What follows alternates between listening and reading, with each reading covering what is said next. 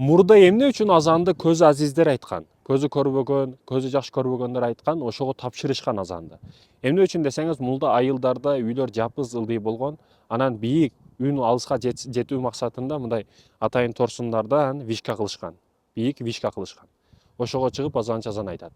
Бирок азанчы чыккан учурда көзү бар, көзү сонун көргөн бир адам чыга туруп азан айта турган болсо, башка үйлөрдөгү үй жапыз болгондуктан, забору дубалы жок болгондуктан, башка кыз келиндерге бирөөлөргө көзү түшүп калбасын, көзүнүн зынасын кылып койбосун деген максатта көзү азиздерге азанды ишенишкен жана алар айтышкан.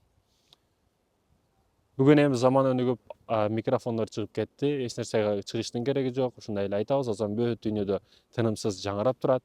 Айга чыккан космонавт дагы биринчи чыгып уккан нерсем азан болду деп кайра түшүп баардыгы сурамжылоо кылат экен да ага келип алып.